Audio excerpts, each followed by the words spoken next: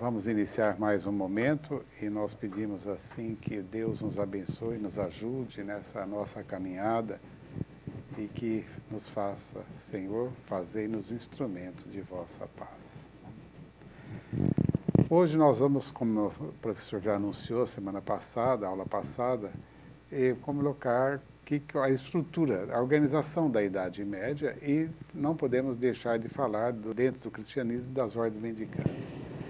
Nós tivemos esse período agora da Páscoa, um dos momentos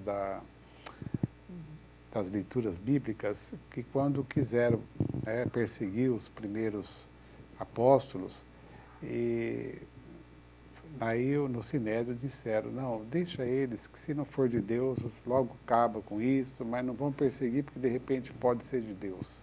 E a obra foi mantida 2000 anos, chegando até o tempo de hoje, porque é a vontade de Deus, essa dimensão que nós temos da Igreja Católica. E dentro desse período inicial também da Igreja, um fato bastante interessante foi que quando a Igreja Católica ela se organizou predominantemente com os pobres e marginalizados. Foi a proposta de Cristo, por isso que a gente ouve hoje esse questionamento, né?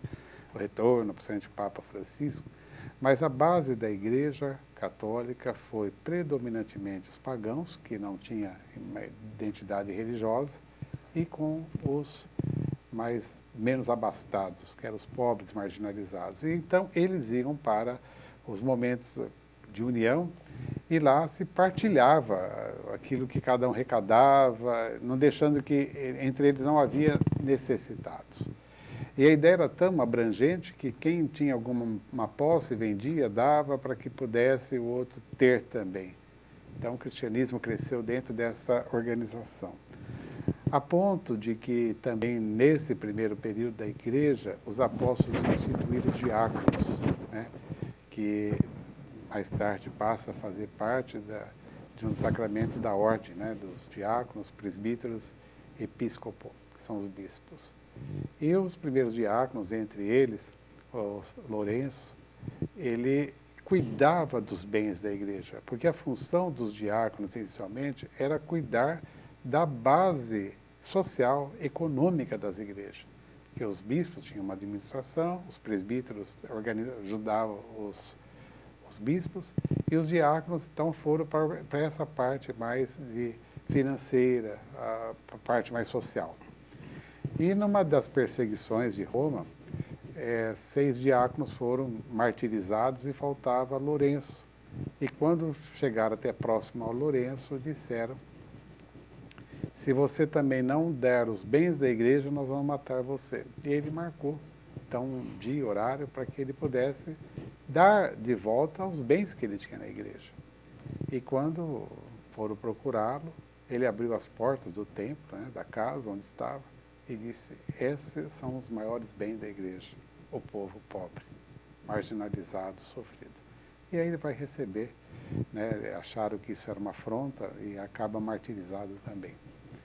Com o decorrer do tempo, os diáconos foram tendo outras funções, a igreja foi modificando, e para suprir, e o Estado, que não podia mais manter também essa classe menos favorecida, porque era dispendiosa, surgiram as ordens mendicantes, que hoje, até hoje, algumas delas foram preservadas e são bases para até o catolicismo, nosso cristianismo também.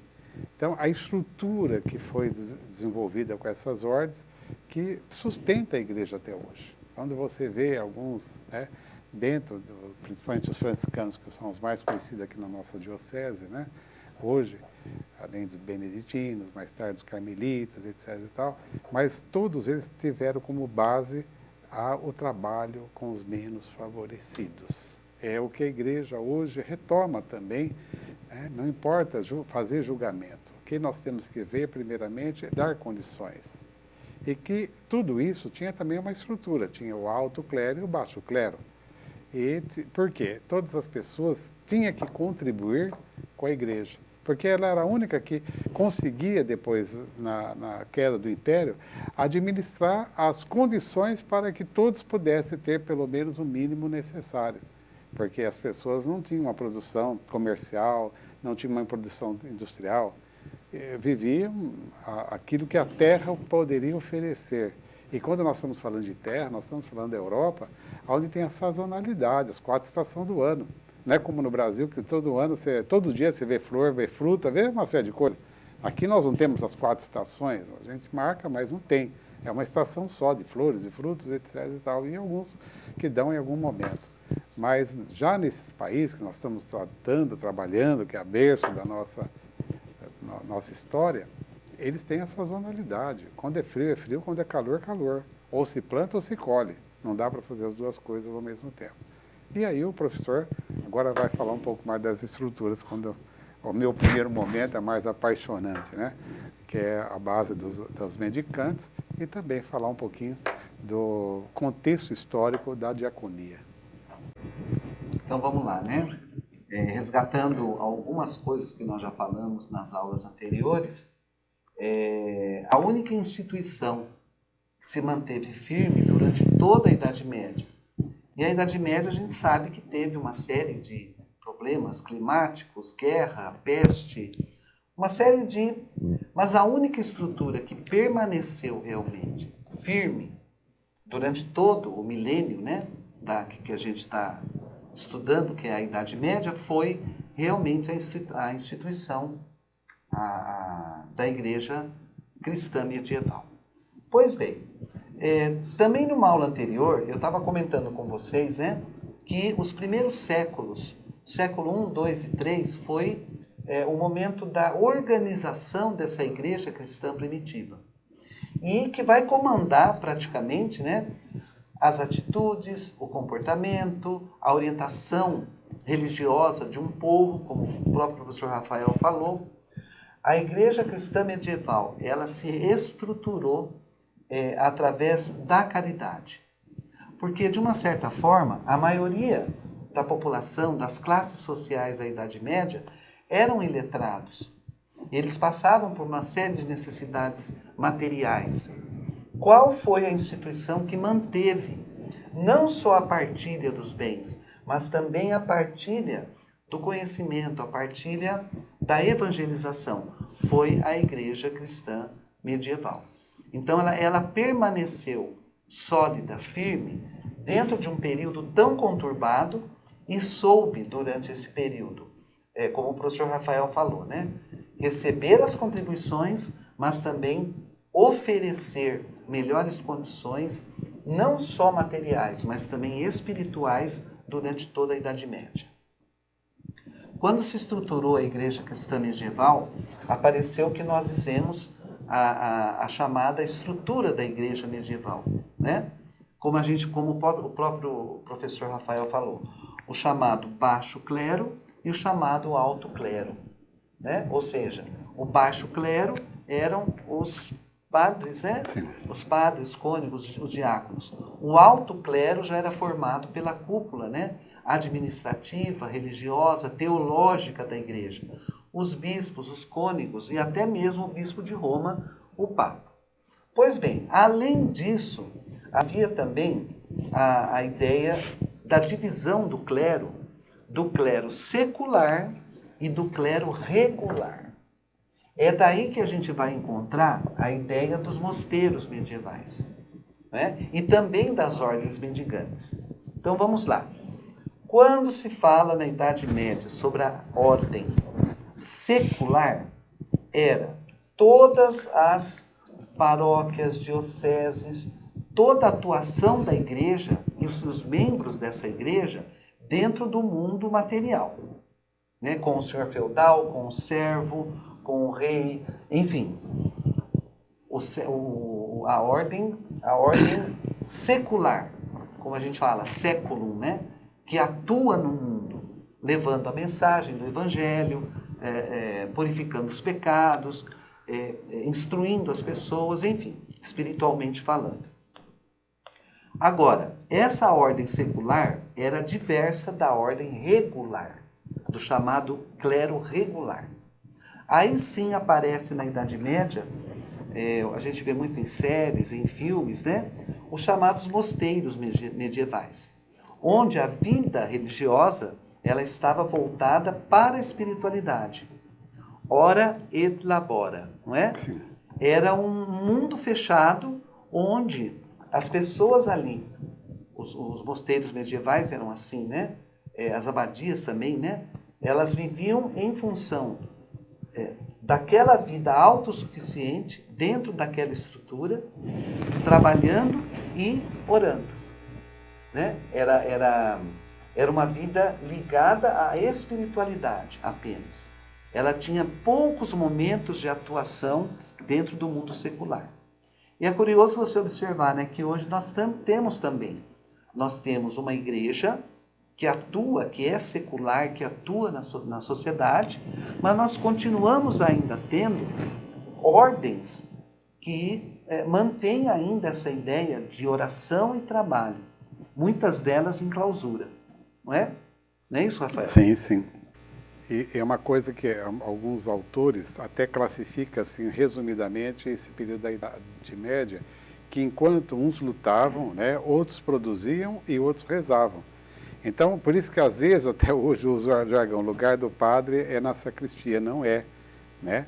Não tem nada uma coisa com esse, que é um ser também politicamente, é claro que não vai usar da tribuna da igreja para fazer partidarismo, mas é um ser pensante, um ser que atua, um ser que faz reflexão também. E toda essa base também, nós pensamos assim, né, de como o professor comentou agora, a igreja que foi mantida, independente do processo histórico, foi mantida, que foi a igreja católica. Então, pensava assim na Idade Média, quem que fez o mundo? Deus. Quem que Deus mandou aqui? Jesus. Quem que Jesus fez? Instituiu a igreja. Então, tudo passava na mão da igreja. Inclusive, quando nós vimos os tribunais, todas as terras. A gente vê até um fato interessante, né? Que para Cabral fazer as suas viagens, chegar até o Brasil, foi com a autoridade do Papa na época, né? Até chegando aqui, celebrou a primeira missa, ninguém estava entendendo o que estava acontecendo lá, mas isso era para mostrar a identidade, né? As caravelas que tinha lá sua cruz, a sua base, porque tudo girava em torno da igreja, que era o pensamento único, no caso de assim na terra como no céu, né? Mesmo que tivesse algumas outras ideias, mas elas não eram tão abrangentes. E o que a igreja fazia nesse período também? Que já historicamente, né, dentro da Sagrada Escritura, recolhia o que a pessoa produzia, que é o dízimo, né, professor? Isso, exatamente. Dentro da formação, né, da estrutura da igreja cristã medieval, havia sim alguns deveres dela, mas havia também alguns deveres dos fiéis que acreditavam nela, não é? Então, a instituição, por exemplo, do dízimo, ela era fundamental, ela era cobrada, mas ela era fundamental para manter aquela estrutura que devolvia em forma de espiritualidade, não é? E eu volto naquela ideia, quando a gente falou da questão da filosofia medieval, né? Que a igreja tinha uma função de estabelecer muitas coisas na Idade Média que eram obrigações civis. Tudo estava ligado à igreja. O nascimento, a igreja que batizava. O casamento, a união, a igreja que unia. A morte, o funeral, o matrimônio, né? Tudo estava ligado, tudo girava, até as questões civis, ela girava em torno da própria igreja. E aí, até mesmo o tempo, né? A igreja cristã medieval estabelecia, inclusive, o próprio tempo. Nós temos um tempo litúrgico, Natal, Páscoa, enfim. O ofício da missa, o domingo que é santificado, né? Ou seja, até mesmo o tempo, a igreja tinha uma influência sobre ele durante a Idade Média. É curioso observar, né? Que nos mosteiros medievais tocavam, né? Dependendo do horário da oração, o sino tocava de uma forma. A população sabia que era tal hora do dia em função daquele serviço prestado, né? Daquela obrigação dos mosteiros medievais. E aí, outra coisa importante também, né? que a estrutura da igreja permitiu durante a Idade Média foi a formação de denominações que nós usamos hoje. A paróquia era uma cidade, a diocese era formada por várias paróquias, não é? Existiam, por exemplo, a hierarquia do padre, cônego, bispo, o arcebispo, o papa, o bispo de Roma. Existia toda uma estrutura que era obedecida pelo mundo religioso. Outra coisa que eu gostaria de comentar também era a atuação da igreja dentro da sua estruturação, da formação das escolas, né? As escolas que nós conhecemos hoje, a estrutura escolar que nós conhecemos hoje, ela vem da própria organização da igreja durante a Idade Média. O estudo da língua latina, por exemplo, da língua grega, o canto gregoriano, que era bastante comum durante a Idade Média, a geometria, a retórica, a lógica, a aritmética, todas as grandes ciências estavam articuladas dentro da estrutura da própria igreja. E eu gostaria de só comentar, se o senhor me permitir, professor, falar um pouquinho sobre as ordens monásticas, né? E é aí que surgem os grandes, nós que somos cristãos, né, do Brasil, que recebemos muita influência de Portugal, dos povos da Península Ibérica, né? Os santos que são de nossa devoção, né? Eu sou devoto, por exemplo, de São Francisco, que pertencia a uma ordem monástica, né? Os franciscanos. Nós temos São Benedito, por exemplo, que também é muito cultuado aí, né? Por nós cristãos católicos brasileiros, né? Então, as ordens monásticas, elas surgiram dentro da própria estrutura da igreja, e os votos, né, Rafael, que a vida deles, a vida monástica, né, exigia algumas penitências, não sei se eu posso falar penitência, mas algumas atitudes, como, por exemplo, o voto de pobreza, o voto de castidade, o voto de obediência a toda essa estrutura que foi criada durante a Idade Média. Tá? Eu acho que é isso, né, Rafael? É interessante nós observarmos acentuadamente o dízimo, né, que já comentamos que ele é bíblico, e tudo que a pessoa produzia, 10%. Então, por isso que a gente, às vezes, observa que nesse período houve um acúmulo de bens da igreja, de preservação. Você vai ver em catedrais que tudo que as pessoas faziam era para agradar a Deus. Aí alguém pode dizer, mas Deus não pediu templo. Tá bom, realmente, quem pediu foram os homens. Porque hoje ainda você quer fazer um batizado, uma missa, uma celebração, você precisa de um lugar. E aí você usa desse templo, cada um colabora para fazer um templo que é aconchegante, um templo que as pessoas se sintam bem, porque estão lá em momento de oração. É claro, você fala, pode rezar embaixo de uma árvore, pode fazer isso, pode, ninguém está impedindo. Mas por uma questão de estrutura de mundo, de adequação, nós construímos o templo. E aí tem os artistas que virão, né, nesse período, grandes artistas que davam toda a sua vida para essa finalidade, de deixar o templo mais bonito, deixar um pedacinho que fosse do céu, como nós dissemos, que a igreja aproveitava esses quadros, né, para fazer a sua catequese também. Então, quando as pessoas falam, a igreja era rica, porque era realmente, não é de bens materiais, ela tomava conta, não tinha essa estrutura jurídica que nós temos hoje, mesmo no Brasil, é coisa mais recente.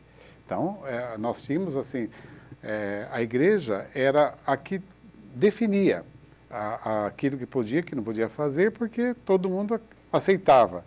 E como o professor disse, né, as divisões entre algumas nomenclaturas do clero, eram embasadas também nos exércitos da época, né? Porque tinham lá o coronel, o marechal, etc. E, tal, e a igreja também foi consolidando, que hoje já não se usa mais, principalmente a partir do Concílio Vaticano, mais recente, foi tirado muitas dessas denominações, né?